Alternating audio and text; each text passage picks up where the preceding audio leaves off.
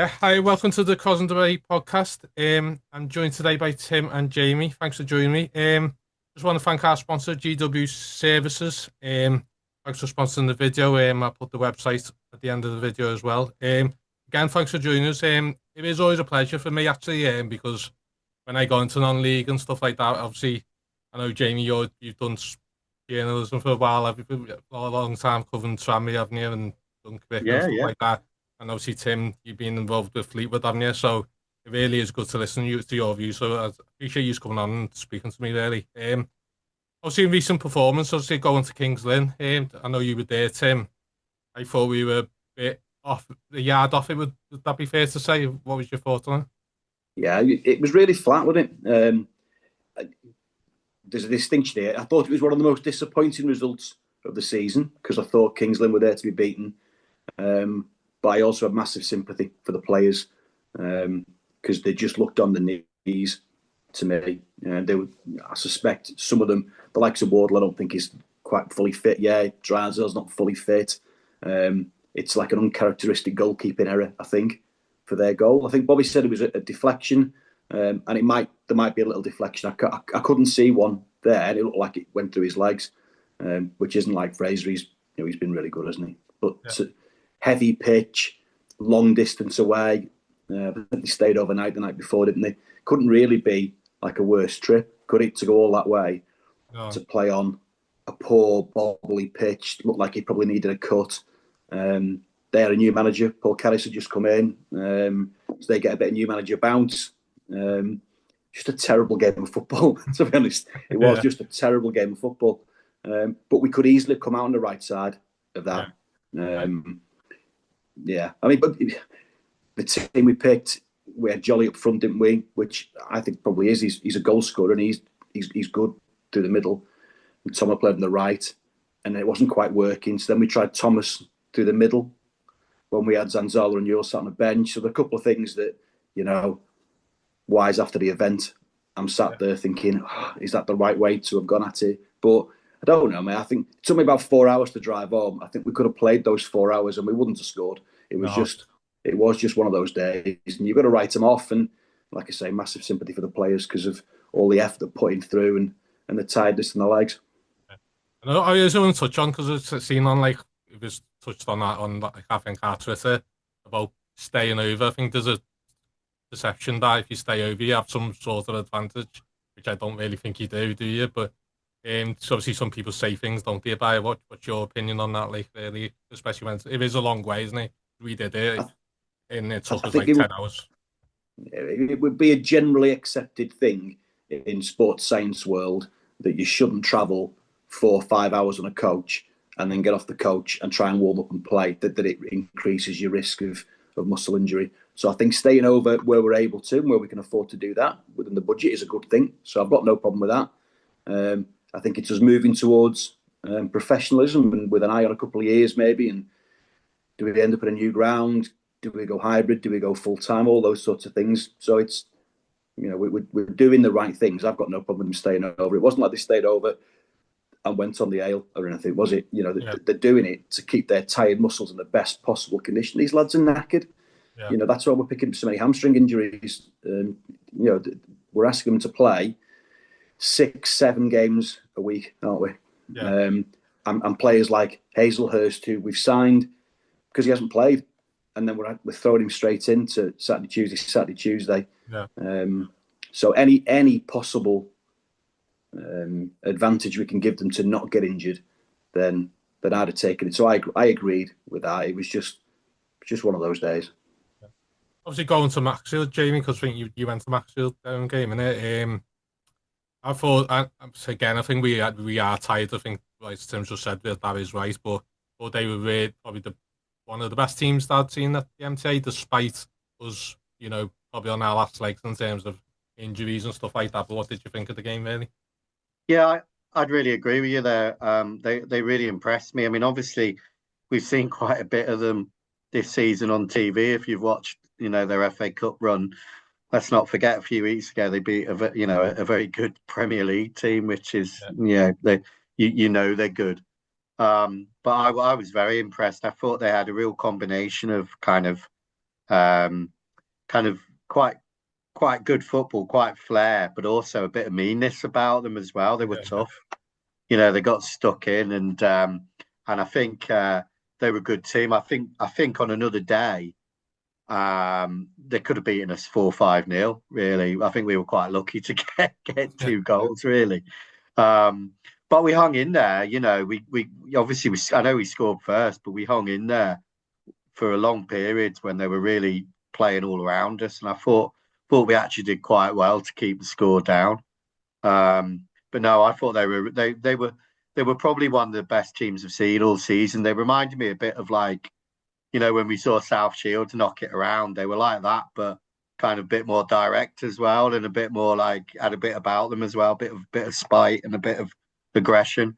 So no, I think it was a tough 2 games, really, wasn't it? In this Yeah. patch we've had, a long away trip against a team that do need the points to kind of stay to make sure they're safe, and then with a new manager, and then a team who are still probably loving the fact they've had all this attention and a kind of high good morale, and clearly got a bit of money behind them, and even more now, and decent away support as well. They're a tough team to play, and I think it wouldn't surprise me if they make a run now into the playoffs, really. So yeah, it was a tough 2 games, really, for a team. I agree with Tim. They do look tired, and it's no surprise they're playing 2 games a week. They're a lot of them have got jobs as well. So I think it was disappointing to come out with 2 defeats, because I think 2 points would have kept us really in there, maybe even 2 points or 4 points, say. But to lose both games, it made me think, is the playoffs just a bit too far away from us now? But they did. I think they did. To score 2 goals midweek was something, and good to see. Potter come on and score again, wasn't it? And so there were plus points, but it was a tough week for a Marine fan. Yeah. And same with you Tim. As again, I thought they were really impressive. As Jamie said, I think we did really well actually to be on like 3-2 down going into last minute. Obviously the mistake, but what was your assessment of that game, really? And not just, I mean, I agree. If we'd snatched like a 3-0, we wouldn't have deserved anything like that. But having said all of that, first 10-15 minutes, thought we looked decent. We get a goal, and I think the massive turning point is Hazelhurst going off injured. Because when we're tired, we only get more tired if we can't keep hold of the ball. And it feels like all those players who would keep hold of the ball for us in midfield just keep getting injured. So Fielden will run all day, Whelan will run all day. They can both pass the ball. What you want is someone who can get on the ball and run at the opposition. So Gregson, McDonald, or someone who can get on the ball, create half a yard, get his head up, play a nice safe pass, retain possession a little bit. Hazelhurst is our best player at doing that, and he goes off injured. So there's a massive turning point there. And then even some of the goals, like the lad smashes one in, but it takes a massive deflection, doesn't it? So they get a bit of luck with that. The fourth goal is just a massive mix-up from the throw-in, and Fraser, I don't know whether he realised it had been thrown to him and he didn't want to pick it up. So a couple of their goals, there's a bit of fortune in that. So just massive credit to the players for hanging in there, because if you do hang in there and you don't give up, you just don't know. I know in the end we have conceded 4, but that's a game where we could have got absolutely destroyed. I agree they were a good side. I thought Buckley Ricketts gave Adam Anson a really, really tough time. Anson does well at right back because he's an experienced player. He knows where to be and how to keep his body shape and all that sort of stuff. But Buckley Ricketts is a flyer. He's the last kind of left winger that you want up against a centre-half playing fullback. Anson was unlucky to pick up his first yellow, I thought, because he drags the lad back off the ball, and you can say, well, it's a bit daft, that, but how often does that happen and goes unnoticed, never mind unpunished by a yellow card? And then the second one, he's running at him, and he just sort of runs into him, and again, it is a yellow card, but I don't know, I just felt sorry for Adam Anson. He had a really tough afternoon for a lad who's been fantastic for us. So, yeah, in the end, look, I've no complaints. But yeah, we could in the end have just got. I mean, bugbear. I've been saying it all year. 3 minutes added on. By the way, it feels like every time we're chasing the game, there'd been 3 goals in that second half, 4, 5, 6 substitutions. I don't know, how many times you've blown the whistle to tell them to get a move on. But we're chasing the game. 3 minutes time added on, and you just thought, it's not fair, is it? It's unbelievable, isn't it? Because I think I'll go on to X off now, but I'm sure there was 5 minutes and we were two goals up, isn't it? It's like, it's just, I do agree with you on age list, because I think you're right there, because there's just, when you play a team like Macclesfield, you need someone to go into the tight spaces. I think for that 20 minutes, I think we were well on top in that game. When you lose that, you're having to change the whole team, and we haven't really got the squad to be doing it, and we haven't got anyone like for like really for them as well, have we? But, no, I mean, Jolly went in there and did all right, but he'd been really good on that right-hand side. He got his goal. I mean, that goal, that's Jolly striding forward with the ball, pinging a great diagonal ball out, and then driving into the box to get on the other end of it. It's a fantastic goal for Jolly. But then he has to drop in. I thought Adam Thomas actually did really well then on the right-hand side. Probably looked our most likely source of a goal back in, but just couldn't get over the ball with it. Reminded me of Kidderminster. I went to Kidderminster, and the Kidderminster game and the Macclesfield game, they're 2 fairly similar sides. They play some nice football, but they've also got some big, strong lads. And look, we were well beaten, and that's how it is. I mean, I made a little note the other day. I was chatting to somebody about the season, what have you. And the games that we're losing are all against sort of top half teams. We're beating on the whole the teams that we should be. I think we had 2 poor results against Alfreton and Peterborough Sports earlier in this season, but other than that, we've beaten the teams that are down there, and we've struggled against, or struggled results-wise against some of the better teams. And I think with Kidderminster and Macclesfield, you've got 2 teams there who are just flying, probably both going to land in the playoffs, and there'll be a real handful for whichever one of Fylde and South Shields doesn't make it, I think. Yeah. Obviously, going to the workshop, Jamie, different type of team, and he works off very direct, and you know what you're going to get. We've played, I think we've played them forward. We actually beat them last 4 games, so we've done quite well against them. But especially second half, before we got back to our best, is that something you thought when you was watching it? Yeah, definitely. I mean, it was a strange game, wasn't it, the first half? Because I thought we were just kind of in complete control, really. They must have been furious to go in level. Yeah. Thought they played very well, and but I remember thinking, it's not going to be one of them games, is it? Where it was such a silly goal to concede, bad mistake, and I actually thought, McIntyre's done well, come in there as the goalie. He had a good game actually. It wasn't his fault at all, that goal, and I think he did well. He made some good saves and commanded his box pretty well actually. And you could tell how angry he was when they conceded that goal. He was absolutely fuming, wasn't he? But no, I thought they played well, and but you're right. The second half was a massive improvement. I mean, we've seen that quite a bit, haven't we, this season? This big second half improvement. This kind of they go in and I say we don't know what happens in that dressing room. Whether Bobby's a bit of a head, gives them the hairdryer treatment. I don't know, but he certainly seems to get an improved performance a lot in the second half, and they just took total control, I thought, and played really well. And it was an impressive performance, and it was nice to beat a team.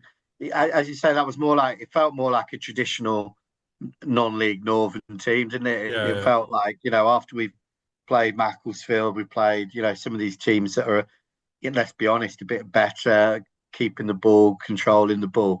It felt a bit more, sort of traditionally non-league on Saturday. And I think the fact that we could mix it up quite easily with that and come away with quite a comfortable win was good.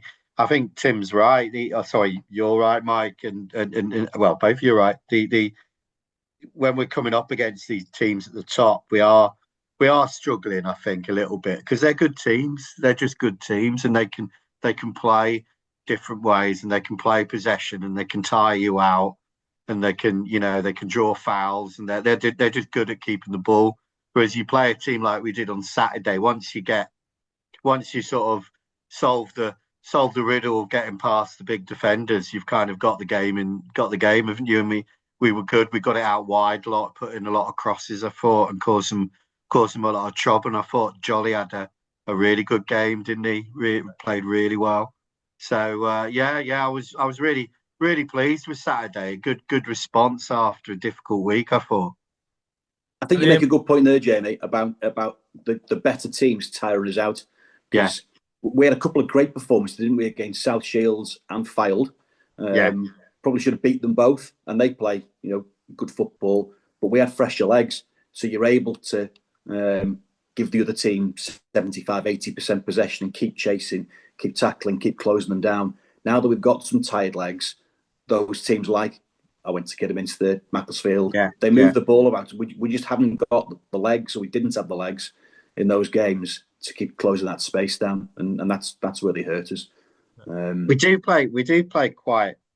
I think we do play quite a high line at the back as well, don't we? As well, we seem to play quite. I think we've spoken about this before. That he does seem to sort of want Marine to attack in the second half, and kind of we all push up, and we do leave a few gaps and are vulnerable on the break. And I think, as you say, some of them better teams do take advantage of that space and keep the ball a bit better. But no, it all worked well on Saturday, I thought, and an impressive performance, and good response from them.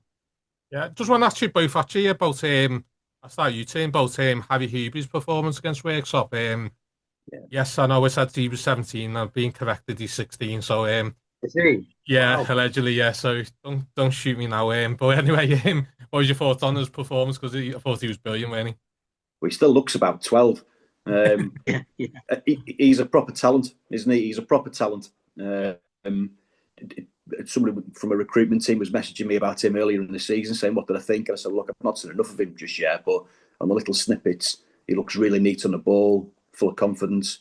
I think given a full game the other day, you can see there he's got a tackle in him, but he's got a range of passing, hasn't he? The pass that he puts Jolly through for the third, I think it was, there's some vision in him as well. And I just wonder whether now, forced because we haven't got anybody else probably, but he might just get a little run and it might just be the best thing that could have happened for him. So like Potter, when he comes in, I'm not worried. I'm not thinking, oh my God, a couple of kids in. The only thing with Huby, and it's not him, is if you had Huby, Hazelhurst and Finn in the same team against the wrong kind of opposition, genuinely, you struggle then for physicality and height on the pitch to defend set pieces. So there might be a bit of a jigsaw for Bobby to sort out there at some point if Hazelhurst came back fit as well. But at the minute, our hand is forced because that's what we've got available. And with Fielding and Wiggling sort of setting behind him, I think he's a great option. Yeah, no, I've been really impressed. Really impressed. He's got to do it over a period of time now, hasn't he? It's fine when you're a young lad, you come in and he's full of adrenaline and he produces. Now, I'm sure Bobby will be telling him, keep your feet on the ground and let's see you produce Saturday, Tuesday, and get used to that and sort of go from that under 18s football to being a man. But he seems to have all the attributes.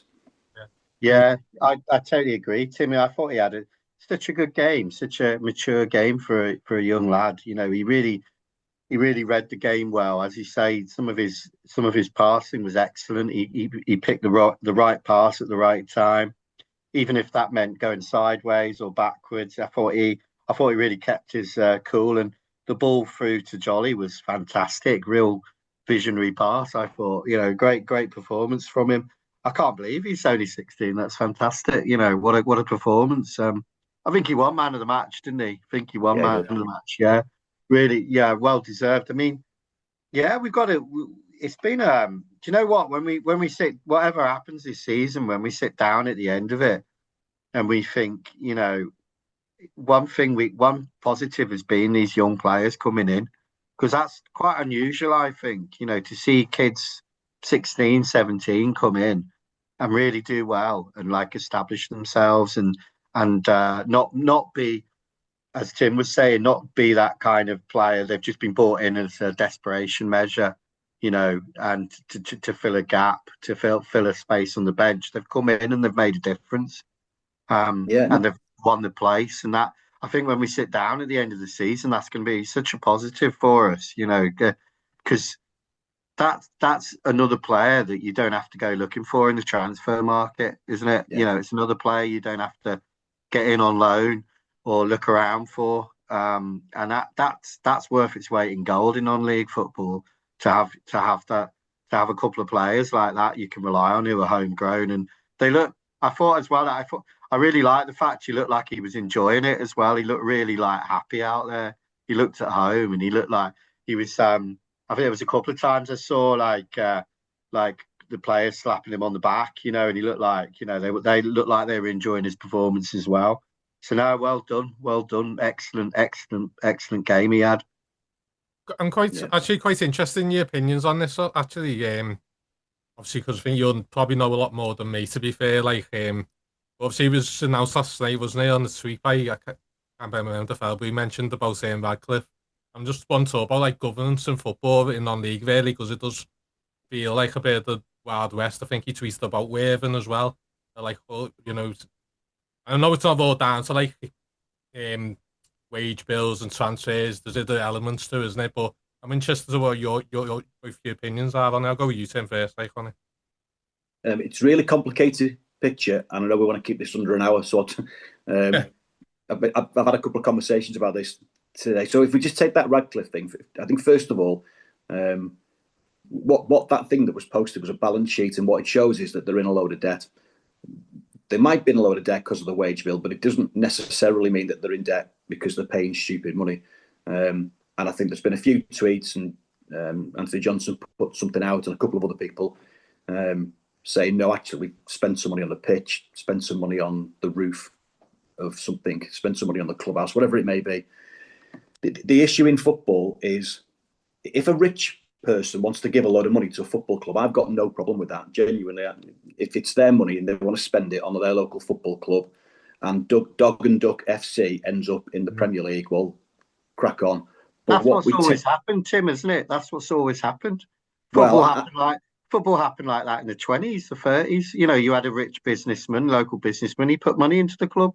But I think what's changed, Jamie, is the death of philanthropy. So what tends to happen now is that rich benefactor doesn't actually, and I'm not saying this is the case with Radcliffe because I don't know, but doesn't actually give the football club the money. What they do is they loan the football club the money, or their business loans the football club the money. So the money comes in, but then the club is then laden with the debt of those loans and meeting the repayments. So if that figure that bloke has put up is, and I don't even know if it's real, but let's assume that it is, and Radcliffe are knocking on £2 million in debt, and they won't be the only one. That will not be in any way out of the ordinary. There'll be loads of clubs in our league and the division above who are in exactly the same situation and a lot more debt. Then that's an existential threat for those football clubs, because you can be in as much debt as you want. It doesn't matter, does it? Until the person who's lent you the money wants it back. That's when the issue arises, and the benefactor says, actually, one of my businesses is struggling and I want the money back, or I fall out with somebody and I want the money back. And then the football club hasn't got it, and you either go bust, or then you sell the football club to somebody else who buys the debt, but then who are you selling it to? That's how Bury struggled, because the person who bought the debt, bought the club, came in and asset stripped it. And the thing that really cemented with me was, how lucky are we at Marine to have the people that we've got running the football club, to have turned a profit, however many years it is it 15 in the last 17 or 16 in the last 18 years or whatever it is, we generally turn a profit. We live within our means. Yes, we've had a cup run, which really helps, but that's not luck either. That's the performance of the players on the pitch of that particular squad. So we've earned every penny of that. It's a real worry, not just at non-league, all the way through football. It's bonkers. You can't have a business where you spend every single year like massively more than you have coming in. Not a little bit, but massively more. That model does not work. And these are community assets, the things that really matter to the people who live around those areas. And there's got to be a better way of managing that situation. That's what I was saying last night. Although I got an interesting response by Bernard Morley, didn't I? Sure you've seen it, but that's what I was trying to say. I wouldn't fall out with Bernard. Mate. No, I don't intend to be honest. To be honest, I I know who's fancy. my money be on. Yeah. I wouldn't even go there. But listen, he's a good manager, so you know what I mean. There's all tongue in cheek, but I do think like that's why I prefer like that's what the point I was making was that I do prefer like us being self-sustainable because I feel like if you do have that, like as I said, you know a lot more than I will, but if you have that rich kind of person, they decide you don't want to do anymore, then the club kind of just falls on the wayside, isn't it? Because they've got Yeah. nothing to go with, have they? So, is that how you feel, Jamie, or do you have a different Yeah, opinion? yeah. I mean, it's crazy, isn't it, that we're even talking about this at non-league level, isn't it? These sort of figures, really. Um, and Tim's right. It kind of is symptomatic of football at all levels now. Um, I, I've done a few. Funnily enough, I've done a few events with Kieran. Who put the tweet out. He's a financial expert on football. He kind of that's his job. He kind of looks into the finances of football. So I know I'm pretty sure he wouldn't have made those public if he didn't know what he was talking about. So yeah, I mean, look, it's all that thing about chasing the dream, isn't it? It's how do you want to chase the dream? Do you want to throw money at it, or do you want to just do it kind of slowly and steadily, and do you want to be self-sustaining and be more than just a flash in the pan? I mean, I'm quite happy with where we are at the moment, and if that means we stay in this, if that means we stay in National League North for 10 years, I'm happy with that. That's a good standard of football for me. I think you've got to be very careful what you want. I think I trust the people who run things at Marine. They're always very open with us, aren't they? They're very honest. They're fans, aren't they, really? I mean, we kind of know them. We see them around the ground. There's no shadowy characters in the background. So we kind of know. It feels to me like we know what we're getting. They've been open about the plans for the new stadium, the issues we have with the current stadium. Whenever there's issues with the squad, they're very honest about what budget we have to change things. So yeah, I kind of like the level we're at on how we operate. I think it's very positive, and we are lucky. And I think we're getting the we're getting the results from that on the pitch as well, because I think people warm to us in Marine. They know it's funny. I was thinking about this. We're not one of these. We're not a Phoenix club. We're kind of a club who's been around for a long, long time, who've just slowly, steadily got things together and had a good few years. And I think people who know the non-league football know we're not suddenly coming to loads of money and we're really rich. We've just run things well and done Yeah. things well. And you hear that from other I hear that from other fans and other supporters. I think they're beginning to use us as a model for Yeah. like how to do things. I was talking to a guy from Heswell Football Club today. They've just built a new stand. We're talking low. This is West Cheshire League, but they've built a new stand. For 60 people. They're very proud of it. And I was saying, I like my non-league football. I support Marine. He was going, wow, what you've done at Marine and over the last few years is amazing. I think clubs look at us as a decent model for how to operate. And yeah, I mean, yeah, we're lucky. Look at how many great teams are stuck at the moment, in leagues they shouldn't be, who were once football league clubs or who've had bad owners. Look at Chester, look at Southport, look at a lot of clubs have struggled with bad ownership and bad decisions, and we're quite lucky, aren't we? Yeah. I go on something else. Actually, I think something you mentioned Tim the other day. Obviously, Bobby alluded to interview with Steve Keelan about basically he didn't think there was much any budget to go and get any of the players. I mean, obviously with Jolly being out, obviously that I think that's the biggest blow I'd suggest to Jolly being out. Is that a concern to you that we're not going to be able to bring someone in? Obviously, Hazelhurst is a bit we don't know because he's getting these injuries. Or you, like you said before, completely comfortable with the likes of Huby and Potter going into that Wilton game. It's a bit of a contradiction from the conversation we just had, really. So I am concerned because I reckon we've got a full team out now, basically. So Barnsley's out, as I understand it, with concussion protocols because he got banged on the head. And I don't know what the situation is with his under-21 potential call-up for the semi-final as well. So we could be without him. And then we could be without 10 contracted outfield players for that semi-final. So I am worried about that. But in general, I completely take Jamie's view that you don't go chasing the dream. You don't overextend yourself. You'll get promoted or you won't get promoted. I think I said on one of our previous podcasts, are we in the best 2 teams in the division? We're probably not. We could turn anybody over in our day, but we're probably not. But the one thing I do think is we're in the semi-final of the FA Trophy, 90 minutes from Wembley, which might never happen again. I mean, it might do, but it might not. So if there was, if James Leary can go down the back of his sofa somewhere, or Paul starts sort of shaking his piggy bank about, or however we do it, if there's a way of finding 1 or 2 players, even if the loan players, before that semi-final, to make sure that we give ourselves the best possible chance to go to Wembley, then we are creating a generational memory if we can do that.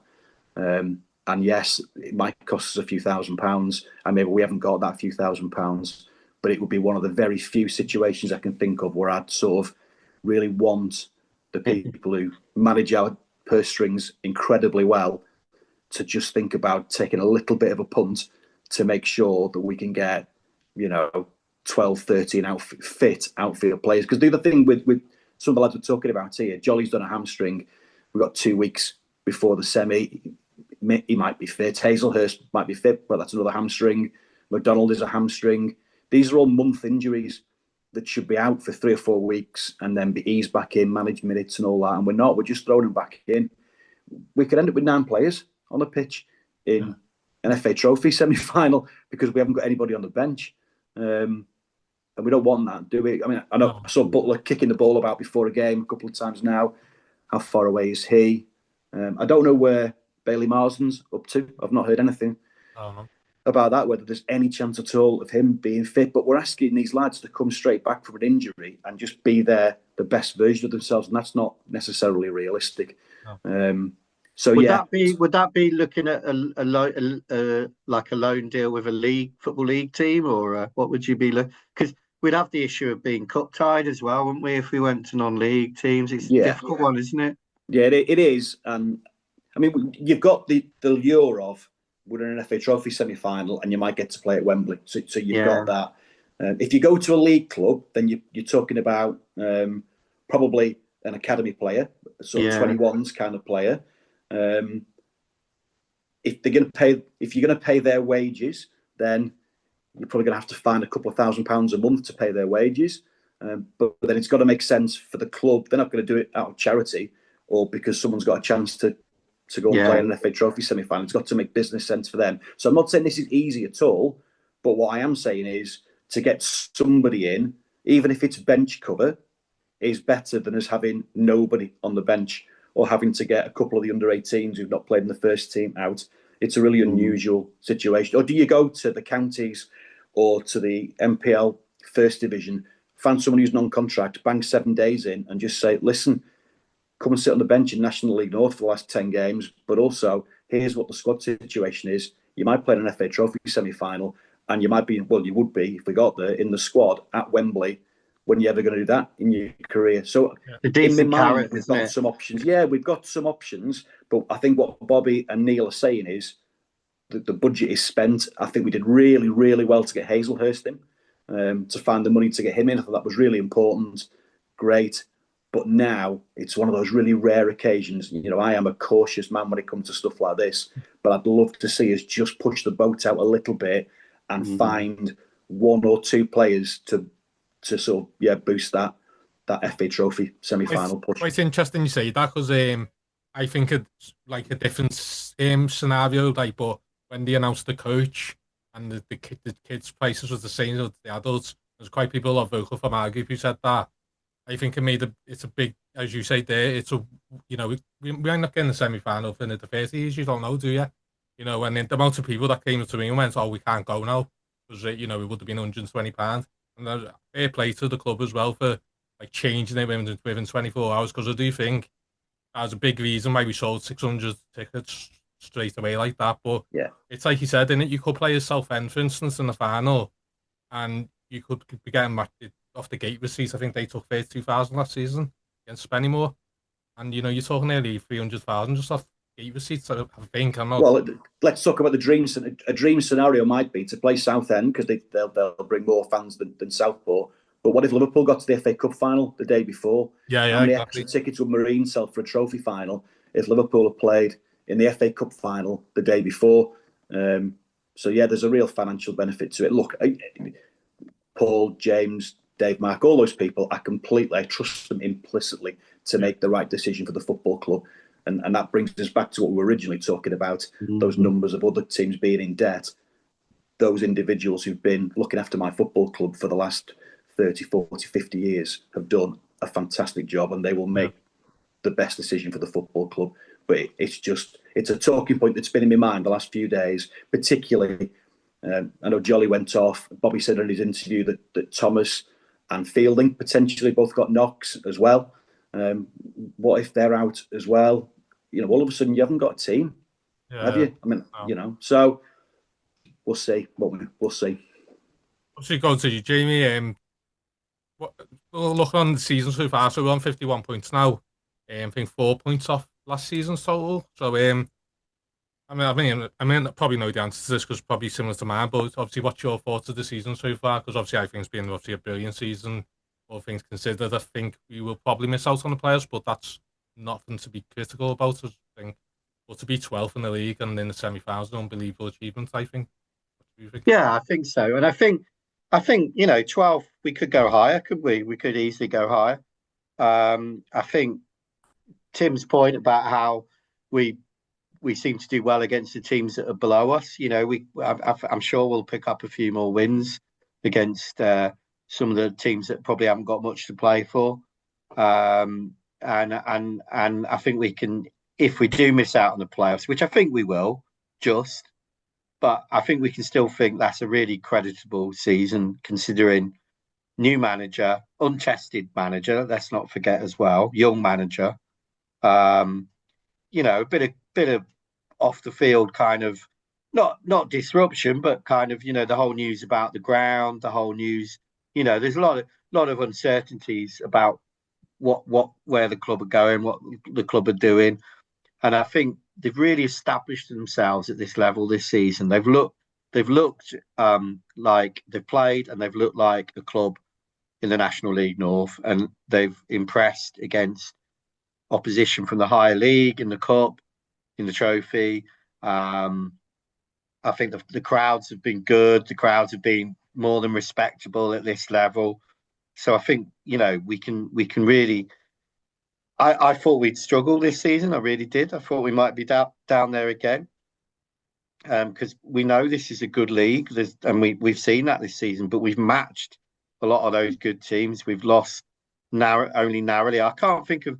I mean, obviously, I know there's a couple of games we've lost 4-0 or whatever, but I can't think of that many games where we've been totally played off the park, and we've stuck in there. And then we've had this massive injury crisis that we've dealt with, and actually almost thrived during.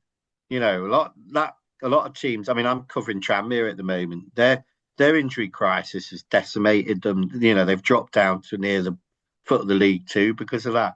Whereas we've kind of coped with that through clever loans and bringing people in and bringing young players in. We've coped with that, and through finding a style of play that the players we've got have been able to adapt and thrive with playing. So I think it's such a long season, isn't it? Was it 46 games? 40, was it 46, 44? It's 46, yeah. Yeah, 46. It's so many stories emerge, but I think we can be so proud of what they've done this year. Even if they drop down to say 13th, 14th, I think we can be proud.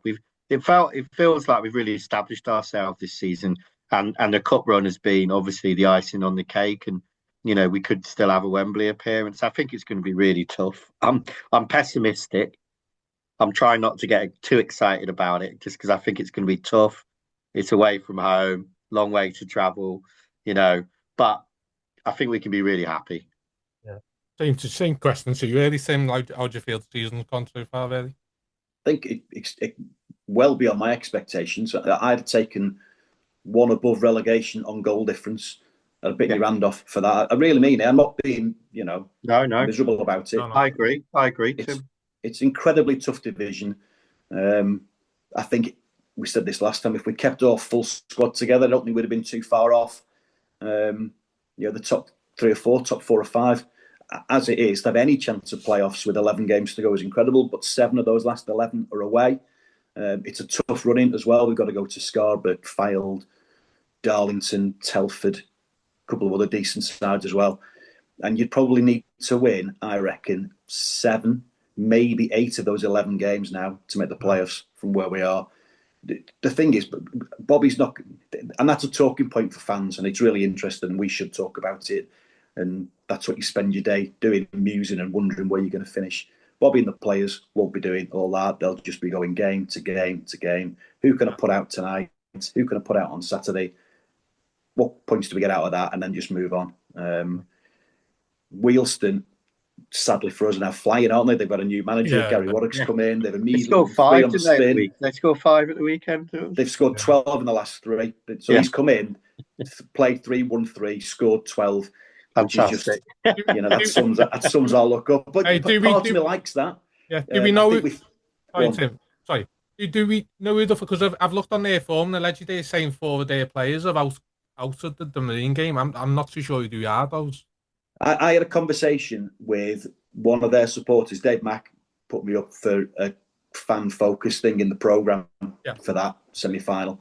And I was talking to a bloke down there, lovely fella, clearly very knowledgeable, like they're sort of like a Wealdstone Barry Lenton. Think of that. So he knew the ins and outs of the club really, really well. And he told me that he thought they had 3 players suspended who'd got booked in the quarter-final who were missing the semi-final. So maybe they're missing a few as well. Yeah.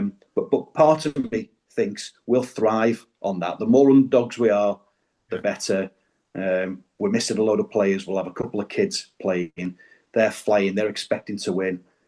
Brilliant. Just bring it on, and it'll be what it'll be. And if we get beat, the lads will get clapped off, and it'll be no disaster from a season point of view. To have had a trophy run like this, to be comfortable mid-table, to have an outside chance maybe of a playoff. Well beyond anything I thought we'd make. Wealdstone's really near Wembley, isn't it? That's we've almost reached Wembley anyway. So that's how I'm. It's literally right by it. So I think this is just like we've almost done it. We're almost within touching distance. I was going to talk about Wealdstone's my next question actually, really. And you are right, they are flying at the moment, but I'm actually not that concerned about it because I'm just focusing on Marine, and I just think we thrive in these cup games, and we'll thrive definitely what you're saying there, Tim, about being the underdogs. And I think the more they're winning games, they'll maybe get a bit complacent and think it's just going to be, foregone conclusion. Well, maybe they'll think that, but what you can guarantee is that whatever team we put out will give 100% for that game. And even with the players that we've got missing, we will still have some quality on the pitch. We'll still have, got a couple of games to play between now and then. Let's hope nobody else gets injured. But in theory, we'll still have Newell, we'll still have Finn. You'll still have a strong midfield pairing in Whelan and Fielding. We've got a strong back 4. We're not going there as no-hopers at all. And as a fan, I don't feel any stress. When I think about stress, I think about going to Runcorn Lynn for that playoff final. I honestly said to my lad in the car, I'm not sure I can go in. I might need to just sit here and you can give me a bell and tell me what the final result is, because I was that desperate to get out of that division and move on. I don't feel like that about this at all. No. There'll be 600 and whatever of us who'll go down. We'll get right behind the team. The lads will give 100%. It is a no-lose situation. So, no. God, looking forward. You're right. You've reminded me of that game now. You're right. That felt like all or nothing, didn't it? Yeah. That felt stressful. Yeah. This feels like, wow. This is like an added bonus, isn't it? It's like a little thank you, isn't it? It's like a little bit of the icing on the cake, which is what cups should be like, really. Yeah. I think you're right there. What you say there, Tim, to be honest, I think we're going into that game, I haven't even really forcible already, yeah. And I just think I know we're going to be up for that game, no matter the results. You know, we might get beat, but I know they're going to leave everything on that pitch. You know, and whatever happens, happens. Is that how you feel, Jamie, going into that Wilson game? Yeah, I do. I do. I just, I really do hope we go in there with the. It would be lovely if we had some of these players back. You want to go in there with the tools to do it, don't you? You want to be able to give it your best shot. It would be a shame if we are really, really kind of undercooked when it comes to players. But I think no matter what team we put out, we will give them a game. I think we've shown that against National League opposition this year that we can give them a game. I think there'll be a bit of an unknown.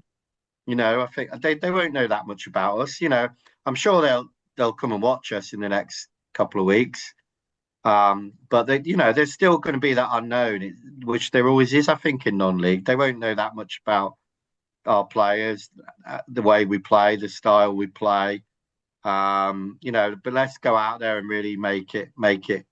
Just try and seize that opportunity because, as you say, it could be once in a generation. I mean, you'd hope it isn't. I mean, you can. We've shown you can have a good cup run a couple of times now.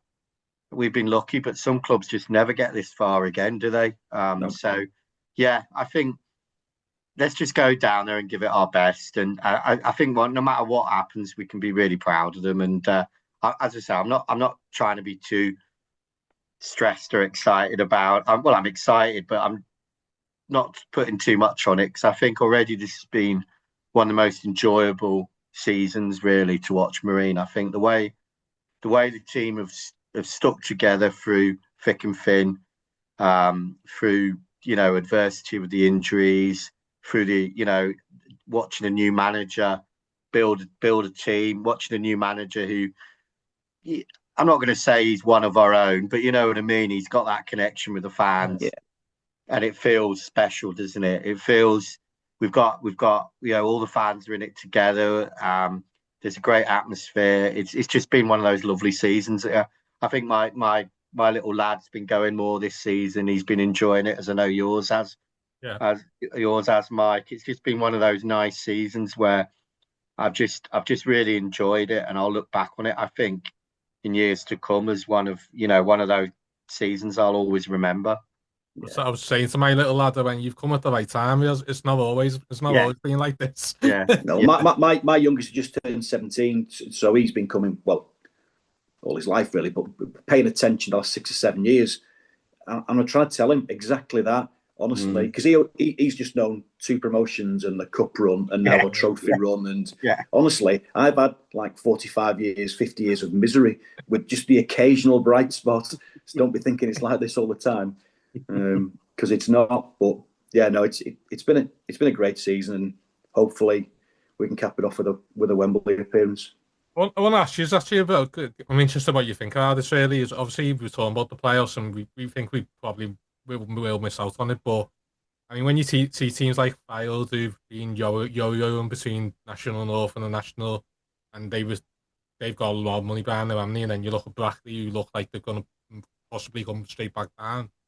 I think like really we should be waiting until we get to the new game and then maybe push for it, because I just don't think we would be ready at all to go into that National League. Is that something you think, or would we need more like backing to compete at that level, kind of thing? I think the important thing is that if we were in that division, we would do it our own way. So we wouldn't go chasing big money players. We wouldn't start trying to play like Real Madrid. We would still play our way. I think a good model is probably Tamworth. That they've gone up. They've won National League North as a semi-pro team. They're mid-table in the National League. Before the Wealdstone game, I've just started following Wealdstone on X just to keep an eye on what they're doing. And they beat Tamworth, I think 3-2 the other day, and they gave Tamworth pelters about being like an anti-football team and hoofing the ball and all that. Well, that's what we would do. Wait till they play us. Yeah, you're in for a really miserable hour and a half, Wealdstone fans. But that's the model, isn't it? You don't have to go and buy, a striker who's on £2,000 a week and has cost you 40 grand.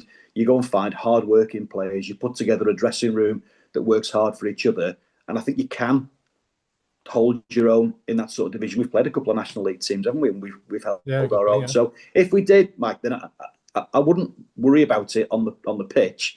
Are we going to make the playoffs? Just mathematically, it seems unlikely. But I'm almost not worrying about that either.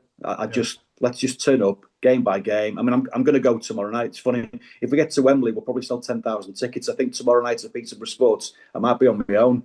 So just remember that when there's 10,000 of us stood at Wembley, that I was at Peterborough Sports on my own. But I'll go and it'll be what it'll be. I know that the 11 he'll put on a pitch will give 100%. Tell you what I would like to see. I'd like to see Bobby in a kit. I want Adam or Steve Killen to ask him the question, because I think I'm right, he is still registered as a player.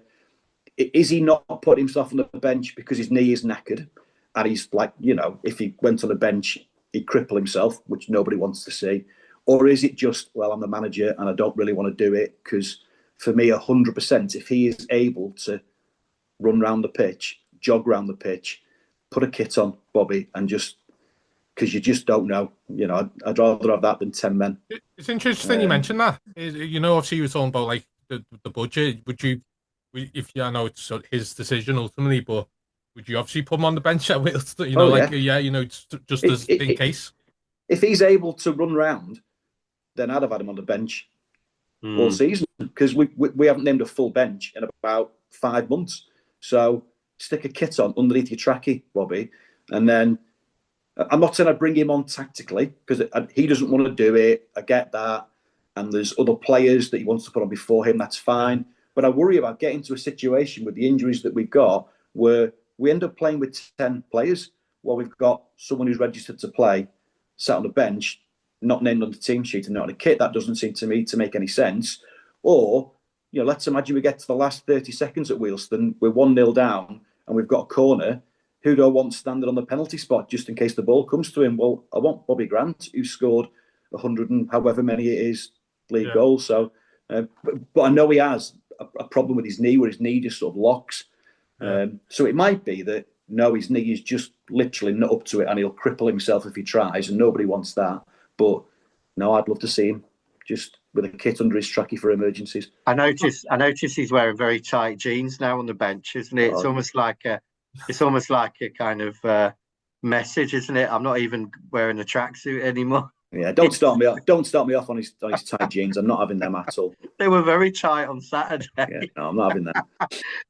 And obviously, Jamie, just same question to you, really. Like, obviously you see, like mentioned, Brackley struggling at the father being going up and down the last 2 seasons. Do you think we could be in a position to compete at that level, or do you think, like Tim says, if you have a style of play like a Tamworth, which is maybe not as bad as direct as them, but similar in ways, in it? Do you think we could compete that way? I wouldn't be too, as Tim said, I wouldn't be too concerned about what happens on the pitch. I think we'd hold our own. I think we'd buy, we'd invest players. We'd become an attractive team to come to. Clearly, a team that's ambitious and is planning a new ground, is going in the right place. We're in a big city.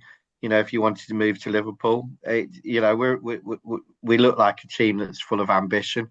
I think there's a difference between, being a yo-yo club, isn't there? And you can establish yourself in the National League and kind of struggle. I mean, I just look at Maidenhead, who was a team I sort of grew up locally to.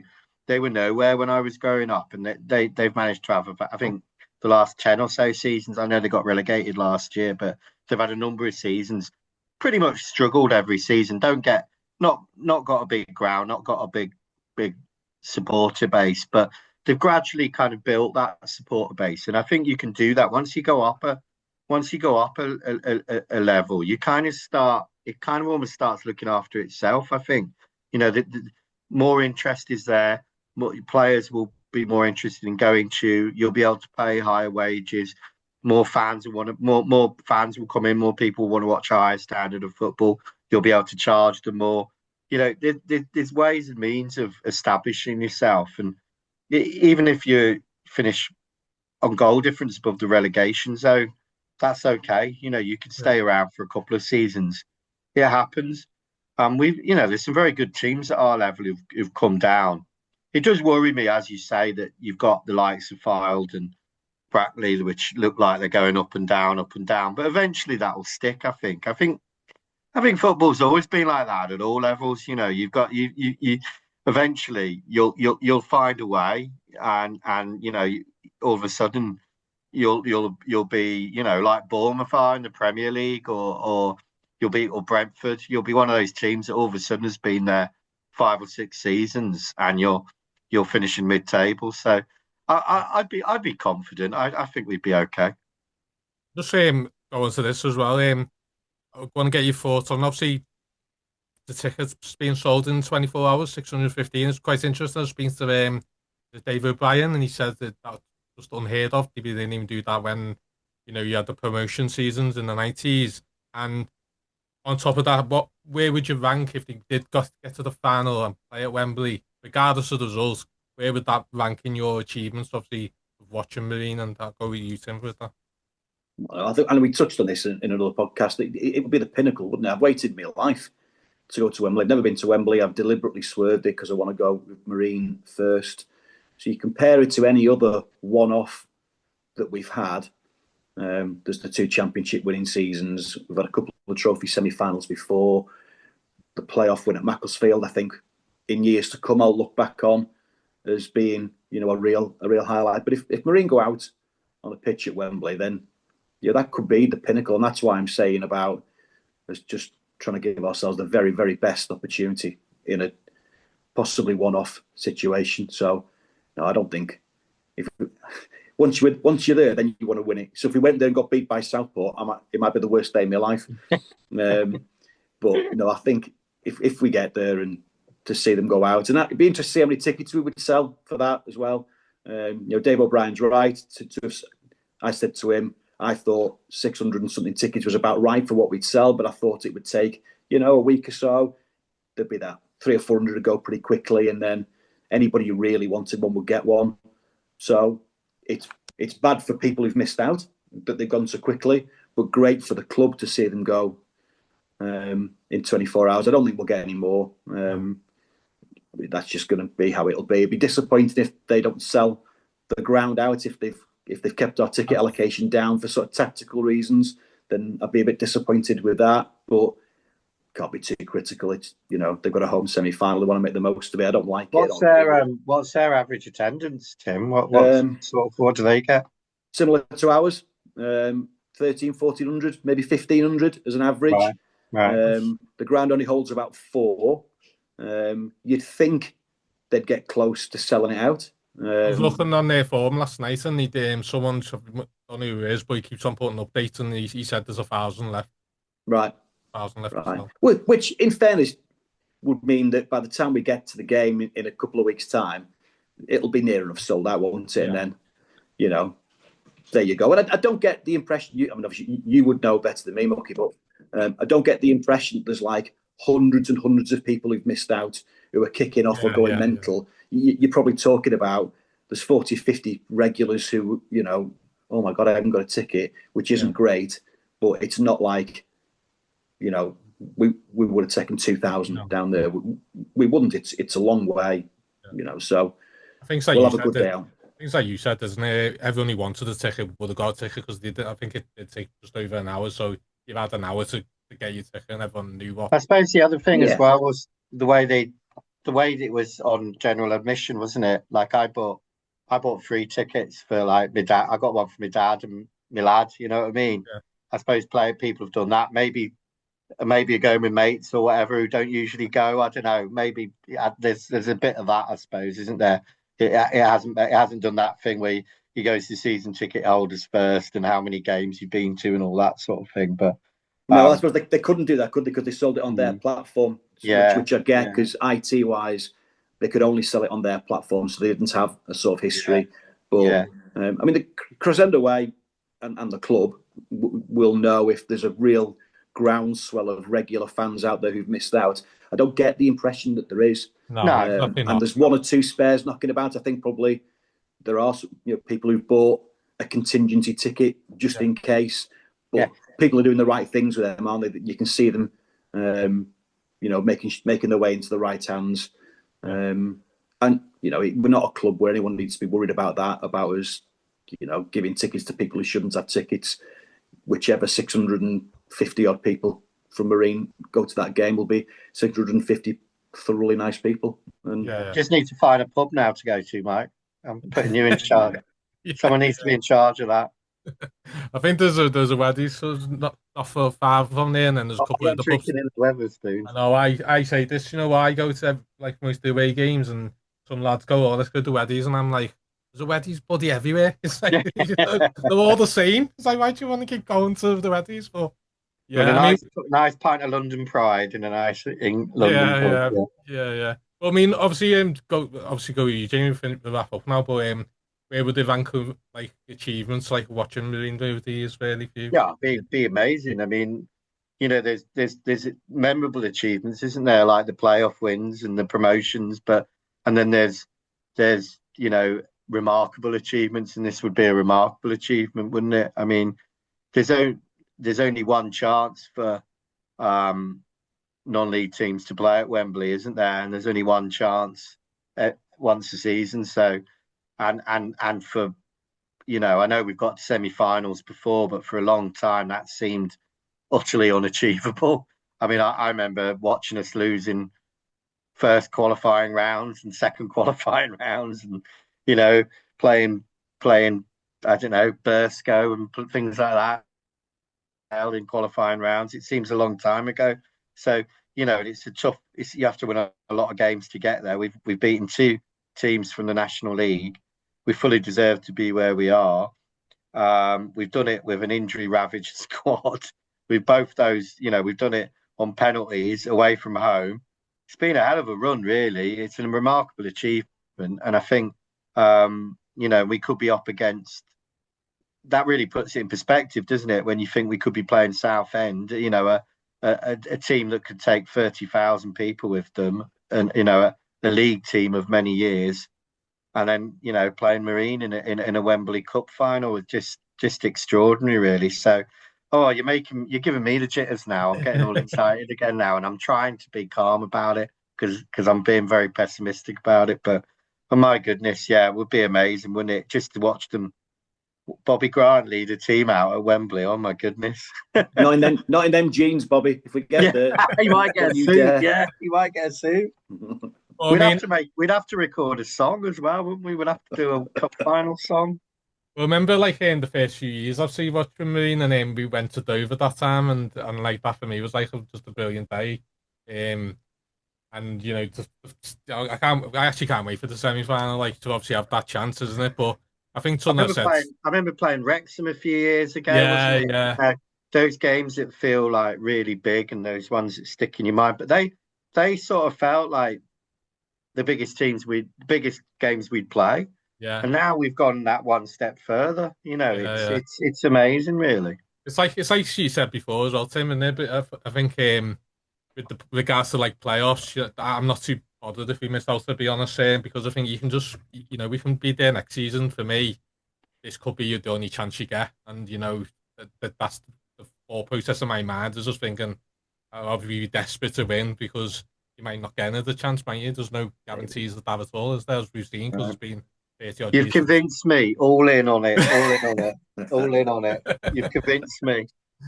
Go on. We'll wrap up. Thanks so much, Tim and Jane, for joining me. It's always a pleasure to speak to you. And just thanks for joining me. Have a good trip. Have a good trip to Peterborough, Tim. Yeah, well, can't wait. Thanks, Jenny. Yeah. Cheers, Mike. Do a bit.